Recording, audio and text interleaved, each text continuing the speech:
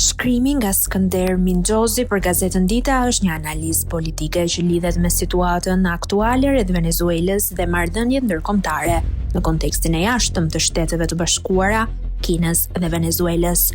Mingjozi thekson se presidenti amerikan Donald Trump ka ndërtuar një narrativ ku ai paraqet vetveten si një president i paqes, duke pretenduar zgjidhjen e shumë konflikteve globale që në fillim të mandatit të tij, por kjo përshkruhet si një formë fakteve alternative për të mbuluar realitetin e vështirë të politikës së jashtme amerikane.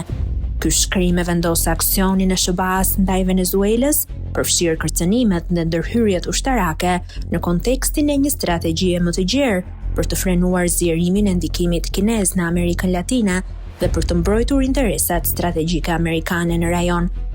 Venezuela, një vend me rezerva të mëdha nafte dhe lidhje ekonomike me Kinën, Rusinë dhe Iranin, pretendon të jetë një pikë kyçe në këtë lojë të shahut ndërkombëtare, ku kontrollet mbi burimet energjetike dhe influencat gjeopolitike janë në qendër të tensioneve.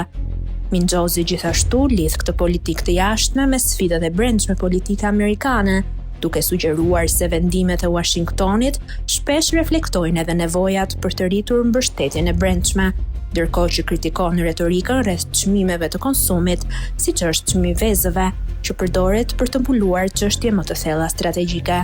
Shkrimin e plot mund ta lexoni te Gazeta Dita.